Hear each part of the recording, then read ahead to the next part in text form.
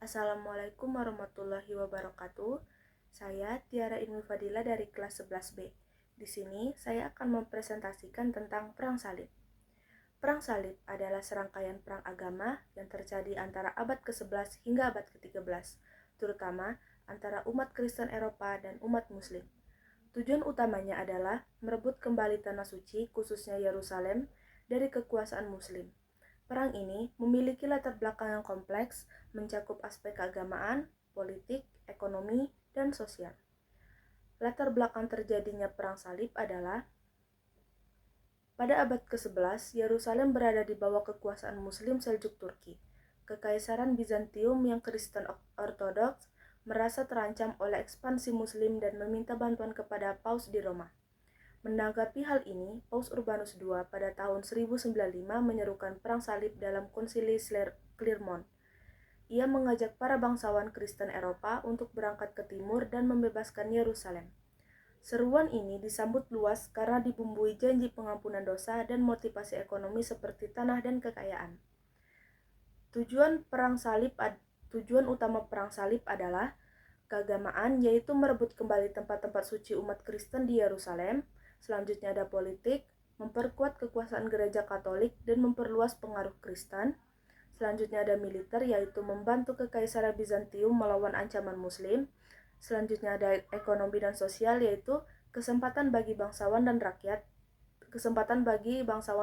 miskin untuk memperoleh tanah, kekayaan, dan status sosial.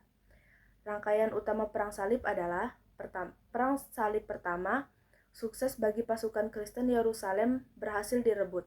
Berdirinya negara-negara Latin di Timur Tengah seperti Kerajaan Yerusalem. Perang Salib kedua, akibat jatuhnya Edessa ke tangan Muslim, pasukan Kristen kalah karena lemahnya koordinasi. Ketiga, Perang Salib ketiga, yaitu setelah Yerusalem direbut kembali oleh Saladin pada tahun 1187, dipimpin oleh tokoh terkenal yaitu Richard de Lionheart, Inggris, Frederick Barbarossa, Jerman, dan Philippe II, Prancis. Gagal merebut Yerusalem, tapi dicapai perjanjian damai agar peziarah Kristen tetap bisa masuk kota suci. Perang Salib keempat menyimpang dari tujuan awal dan justru menyerang Konstantinopel, ibu kota Kekaisaran Bizantium, meningkatkan perpecahan antara Gereja Katolik Roma dan Ortodoks Timur. Perang Salib kelima hingga ke-9 umumnya gagal dan tidak menghasilkan pencapaian signifikan. Semangat Perang Salib memudar seiring waktu. Tokoh-tokoh pentingnya adalah: pertama ada Paus Urbanus II, yaitu penggagas Perang Salib pertama. Selanjutnya adalah Peter the Hermit, yaitu pemimpin gerakan rakyat jelata pada awal Perang Salib. Selanjutnya adalah Godfrey de Bouillon, yaitu pemimpin Kristen yang menjadi penguasa Yerusalem pasca Perang Salib pertama. Selanjutnya ada Saladin atau Salahuddin al-Ayyubi, yaitu pemimpin Muslim legendaris yang berhasil merebut kembali Yerusalem dari Kristen. Selanjutnya adalah Richard de Lionheart, yaitu Raja Inggris yang dikenal karena kepemimpinannya dalam Perang Salib ketiga. Dampak positif Perang Salib adalah: pertama, ada terbukanya kembali jalur perdagangan antara Eropa dan Timur, transfer ilmu pengetahuan, budaya, dan teknologi dari dunia Islam ke Eropa, misalnya matematika, kedokteran, dan filsafat. Selanjutnya ada meningkatkan kekuasaan dan otoritas gereja di awal-awal abad pertengahan.